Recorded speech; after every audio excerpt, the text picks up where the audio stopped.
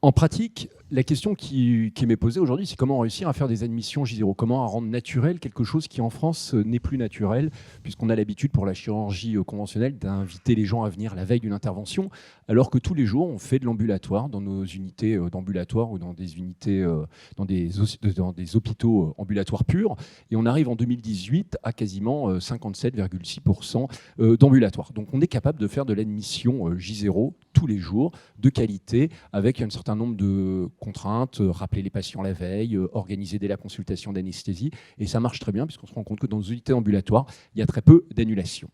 L'admission J-1 pour l'hospitalisation, la question qu'on peut tous se poser, c'est pourquoi ? Est-ce que les patients ont plus de difficultés que les patients en ambulatoire ? Est-ce que les chirurgies sont plus ambitieuses qu'en ambulatoire ? Alors oui, très probablement, il y a des chirurgies beaucoup plus ambitieuses qui sont faites en hospitalisation conventionnelle, mais en ambulatoire, on trouve quand même des équipes qui font des néphrectomies en ambulatoire, des PTG, des PTH, des colectomies, donc qui restent de la chirurgie lourde et parfois sur des patients qui ont des terrains qui ne sont pas forcément toujours favorables et qui bénéficient pleinement de prise en charge optimisée de type ambulatoire ou de très courte durée. Donc la question qui s'est posée, c'est comment faire pour un peu fusionner les deux modes d'organisation, se retrouver à ce que tous les patients bénéficient d'une optimisation du parcours dès le préopératoire en travaillant sur l'admission J0. Et une des réponses qu'on apporte à chaque fois dans tous les congrès, quel que soit le sujet, c'est finalement changer les habitudes, le poids des habitudes. Ce n'est pas le poids de l'expérience, c'est le poids de l'habitude. Alors j'ai fait figurer les résultats d'un sondage qu'on avait fait au niveau de la SFAR. On avait sondé les adhérents de la SFAR et on s'était rendu compte que un tiers de ces sondés faisaient quasiment 100% de leurs admissions en J0. Donc moi, je trouve que c'est un message qui est extrêmement favorable. À l'heure actuelle, les gens qui sont à la SFAR, qui répondent à ce sondage, dans un tiers des cas, ils ont quasiment tous leurs patients qui viennent en J0. Donc ils ont fait cette bascule, elle est possible. Donc dans un certain nombre d'établissements, ça se réalise déjà et de façon simple. Donc la question, pour changer les habitudes, c'est organiser. Et organiser, ce n'est pas organiser que de notre côté, c'est organiser tous ensemble, organiser en équipe avec nos collègues chirurgiens, avec nos collègues paramédicaux, avec nos directeurs d'établissement qui vont devoir nous aider à structurer le parcours J0. Donc il y a ces trois intervenants. L'établissement va devoir nous aider à définir un lieu d'accueil. Si on accueille les patients J0, on verra qu'il y a plusieurs modalités d'accueil, mais il va falloir travailler avec notre établissement. Sanctuariser les lits, c'est une alerte particulière que j'envoie à tous les hôpitaux qui ont des services d'urgence, qui se précipiteraient sur les lits laissés vides pendant la nuit dans les services de chirurgie. Parce que si vous ne sanctuarisez pas de lits, vous avez donc les patients des urgences qui y sont mis, et quand vous avez les premiers patients qui sortent de la salle de réveil le lendemain matin, vous avez une sorte d'embouteillage en salle de réveil qui est particulièrement dangereux. La salle de réveil est une zone très technique qui permet au bloc d'avancer, et ça pose des problèmes organisationnels majeurs. Donc la sanctuarisation des lits, elle est particulièrement importante quand vous avez un SAU. Et puis pour les établissements privés, il y a le problème des revenus hôteliers et de cette discussion qu'on peut avoir avec la direction qui va mettre en balance la perte de revenus hôteliers avec cette admission à J0. Et on se rend compte que quand les établissements évaluent cette politique, ils réalisent progressivement que les nuits hôtelières ne sont pas supérieures en termes de revenus que le fait d'organiser quelque chose où tous les patients viennent à J0 avec du personnel finalement qui est redéployé de la nuit vers le jour, avec des fermetures d'unités, des fermetures le dimanche soir, des fermetures la nuit, qui permettent au final d'améliorer la qualité de travail de nos personnels. Concernant le chirurgien et l'anesthésiste, très clairement, on verra s'il y a des questions qui abordent ce sujet-là. Mais de façon simple, c'est comme l'ambulatoire. On informe nos patients, on les éduque, on met des infirmières de coordination de parcours qui vont permettre de faire cette information et d'aider le patient à venir 1 heure avant son intervention en respectant toutes les consignes de sécurité. Et on travaille donc ensemble. La visite pré-anesthésique au bloc, elle est faite dans les mêmes conditions que pour l'ambulatoire. Elle est parfaitement autorisée par le décret qui a été modifié l'année dernière et qui autorise de voir un patient dans les minutes qui précèdent l'acte opératoire. Évidemment, cette VPA va valider que le patient présente tous les critères. Mais ça n'empêche pas que la veille, lorsqu'on a rappelé le patient, on a vérifié que les examens complémentaires qui aient pu être demandés aient été récupérés, qu'il en ait été tenu compte, que si un ECBU avait été demandé 48 heures avant pour une chirurgie urologique, il a bien été récupéré et il est bien validant pour faire venir le patient pour sa prostatectomie ou pour sa néphrectomie ou ce que l'on veut. De la même façon, il y a une obligation quand on travaille sur le séjour en amont. Ça nous oblige à travailler sur l'aval, sur la sortie du patient, et finalement travailler le J0, et ça a été montré dans la littérature. Quand on travaille sur le J0, on ne diminue pas le séjour d'une nuit, on la diminue de plusieurs nuits. Parce que c'est-à-dire que les équipes se mettent à se poser la question de pourquoi mon patient est présent, et de la pertinence de la présence d'un patient en hospitalisation. Et donc il y a cette obligation d'anticiper les sorties. Et on va revenir plus tard sur peut-être les critères de sortie, comment rendre les choses de façon plus objective. Et puis vis-à-vis du patient, il y a cette question permanente sur la gestion de l'anxiété. Sachez que les patients qui restent hospitalisés ont plus d'anxiété que les patients qui rentrent le jour même.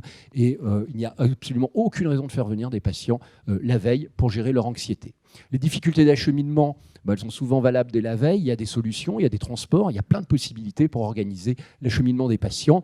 Et puis finalement, le seul patient qui va nous mettre en grande difficulté, c'est l'incompréhension des consignes. Et ça arrive une fois par an dans un établissement qu'on a un patient qui n'arrive pas à comprendre qu'il faille arriver à jeun. Eh bien lui, peut-être qu'il va falloir le faire venir la veille pour contrôler tout. Et il faut évidemment garder le contact en amont de l'intervention pour éviter les annulations, mais de la même manière que l'on le fait tous les jours en ambulatoire. Alors les 3 façons d'accueillir un patient, il y a l'unité d'accueil J0 unique. J'ai mis quelques photos de différents centres qui l'ont mis en place. L'utilisation des services de chirurgie ambulatoire où le J0 est un standard de soins, donc on fait du copier-coller, on met nos patients dans ces unités. C'est impossible quand vous avez une unité de chirurgie ambulatoire qui est indépendante. Certaines structures hospitalières se sont dotées d'unités indépendantes. On ne va pas aller envoyer l'hospitalisation conventionnelle dans un autre bâtiment et transiter dans tout l'hôpital pour arriver au bloc d'hospitalisation conventionnelle. Et puis la dernière solution, c'est admettre les patients dans leur chambre. Alors tout ont des avantages et des inconvénients. Celle qui, à mon avis, est la plus favorable, c'est celle de l'unité d'accueil J0 unique pour tous les patients. Des personnels spécialisés dans l'accueil, dans la validation des checklists, dans le rappel des patients, dans la coordination des parcours. Évidemment, l'accueil, c'est la nécessité souvent d'organiser des travaux, puisque les établissements n'avaient pas été construits avec ces unités d'accueil, avec des salons adaptés à l'accueil, avec des vestiaires adaptés à l'accueil, avec des bureaux infirmiers pour contrôler le patient. Et puis, une grande difficulté, c'est la gestion du vestiaire. Quand vous arrivez à un endroit, et vous devez aller dans une chambre qui est un autre endroit du bâtiment, il va falloir organiser le vestiaire. Mais c'est exactement le même modèle que l'hôtellerie. Quand vous arrivez dans un hôtel et que vous laissez les bagages à l'accueil, ils arriveront dans votre chambre sans que vous sachiez comment. Mais il y a des gens qui ont réfléchi à ce parcours des affaires et du vestiaire. La chirurgie ambulatoire utilisée comme accueil J0, la difficulté, c'est la saturation du service et le problème du vestiaire. Et puis le dernier, c'est admettre les patients dans leur chambre. Certes, ça ne coûte pas très cher, mais ça désorganise énormément les soins, de la même façon que les sorties d'ambulatoire des services. Je vous ai mis quelques photos pour vous montrer l'aménagement de services d'accueil J0 que nous avons réalisé sur le site hospitalier de la Pitié-Salpêtrière, où on voit les différents éléments qu'on doit retrouver typiquement dans tous les services d'accueil, c'est-à-dire un endroit où le patient va se déshabiller, un endroit où il va pouvoir être interrogé de façon intime, pas au regard de tous, et puis une salle qu'on va pouvoir définir comme un salon zen, salle d'attente détendue, où le patient va pouvoir continuer à lire, écouter de la musique, pourquoi pas avoir des lunettes de réalité virtuelle, ce que vous voulez, pour atterrir au bloc opératoire de façon très détendue. Donc en conclusion, je prendrai l'analogie avec l'aérien qu'on utilise souvent en anesthésie. Moi, quand je prends un avion, je me déplace rarement à l'aéroport la veille pour être sûr d'être à l'heure pour mon vol. Et puis quand je prends un avion, que j'aille à Marseille ou à Sydney, je vais dans le même terminal. Je ne prendrai pas le même avion, mais je vais dans le même terminal.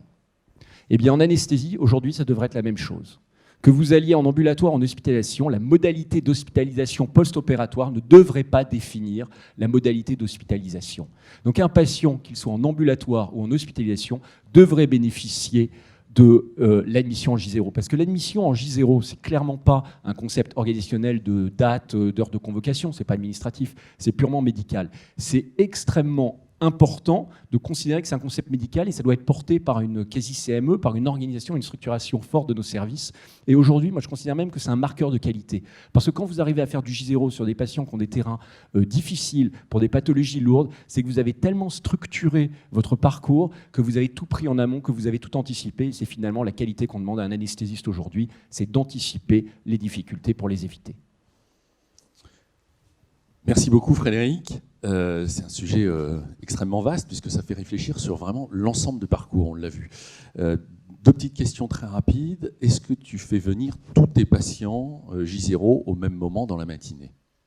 Alors c'est une question qui est extrêmement pertinente parce que on voit que certains services pourraient saturer sous la venue des J0. Si vous avez 40 opérés dans votre service et que vous faites arriver les 40 le matin à 8 heures pour les avoir sous la main parce que vous n'avez pas fixé le programme, c'est très compliqué. Donc ce qui est extrêmement important, c'est l'échelonnement des convocations. Et c'est la force des unités d'accueil J0 dédiées, c'est qu'on a du personnel qui va être présent par exemple de 8 heures à 16 heures et qui va en continu admettre les patients. Et on sait que cette admission échelonnée va aussi diminuer l'anxiété des patients. Elle va également obliger à travailler sur le programme de bloc opératoire pour le figer. Ce programme ne pourra plus changer. Donc le patient qui est convoqué à 14 heures pour être opéré à 16 heures, va falloir respecter cet ordre et donc travailler avec tous les acteurs du parcours. On sait qu'on va avoir un respect du jeûne limité qui va être meilleur puisqu'on va pouvoir fixer réellement l'horaire de passage du patient. Donc on va travailler sur cette anxiété, sur la qualité de prise en charge et c'est vraiment, moi je pense, un vrai plus médical qu'on va pouvoir offrir à nos patients. On a une auditrice qui nous demande où est-ce que tu fais la VPA. Est-ce que tu l'as fait au bloc opératoire à l'arrivée du patient ou est-ce que tu fais la VPA dans l'unité J0 ? Excellente question de notre oratrice. La VPA anesthésique, elle doit être faite par l'anesthésiste. Il y a deux modalités. Le premier, c'est la checklist d'arrivée qui est faite par l'infirmière qui doit dépister les difficultés qui pourraient faire que le parcours du patient s'arrête. Et à ce moment-là, elle nous appelle et on va se débrouiller pour essayer d'avoir un contact avec le patient pour voir si on lui donne un go ou un no-go.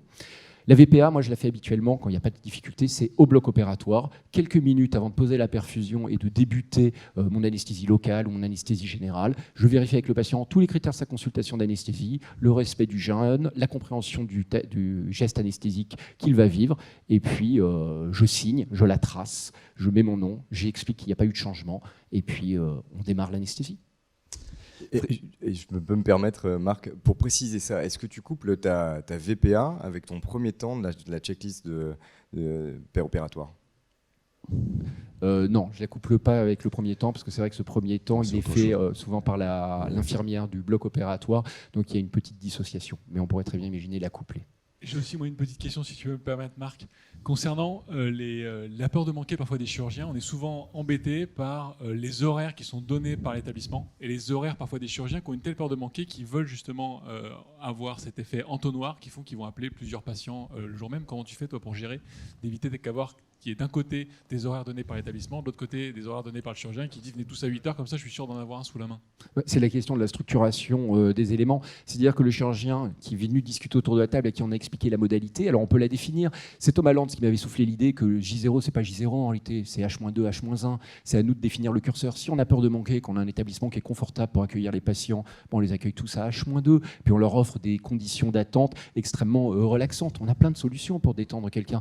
On prenait l'exemple de l'aéroport. Vous avez des hubs où il y a des salons d'attente qui sont plus confortables que votre salon. Donc il y a des solutions. Vous pouvez les convoquer à H-1, puis si vous êtes à H-1 heure, puis même à H-30 minutes. Mais ce qu'il faut, c'est formaliser avec le chirurgien pour qu'il n'y ait qu'un seul intervenant qui convoque. Alors je vois Laurent qui dodeline de la tête, mais H-30 minutes, quand vous venez pour une cataracte ou pour une chirurgie de la main, ça vous laisse largement le temps de vérifier les bonnes conditions de respect du jeûne et des règles, de vous déshabiller, de descendre. Pour une PTH ou une PTG qui est déjà gênée, probablement, il faut aller vers du H-1, voire du H-2. Donc, Frédéric, tu as l'habitude de cette mise en place J0. Pour une équipe qui n'en fait absolument pas, qui voudrait commencer, qu'est-ce que tu leur conseilles de faire ? La première étape, c'est quoi ?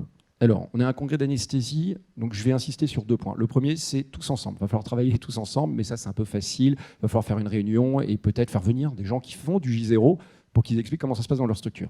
Mais il faut surtout regarder ce que l'on fait nous. Pourquoi est-ce que les patients rentrent la veille d'une intervention ? Est-ce que c'est vraiment pour la chirurgie ? Est-ce que c'est vraiment pour l'établissement ? Souvent, c'est pour des raisons anesthésiques, mais des raisons anesthésiques mal placées. Un bilan complémentaire fait la veille, un examen, un électrocardiogramme réalisé la veille, un passage de cardiologue. Tous ces éléments, s'ils sont faits la veille, ils sont à haut risque d'annulation. Si vous demandez un électrocardiogramme à un patient, c'est qu'il y a une bonne raison de le faire. Si vous demandez un avis d'un cardiologue ou si vous demandez un examen complémentaire la veille, c'est que cet examen peut modifier votre prise en charge.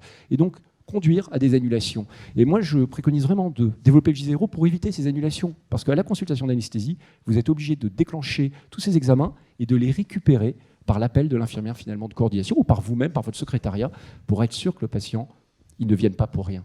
C'est effroyable d'annuler un patient à 21h quand vous faites votre VPA de la veille en lui disant désolé. Et puis dans certains hôpitaux où personne passe le dimanche soir, vous faites la VPA le lundi, le patient a passé toute la nuit et vous découvrez qu'il doit être annulé. Ok, merci beaucoup. On va passer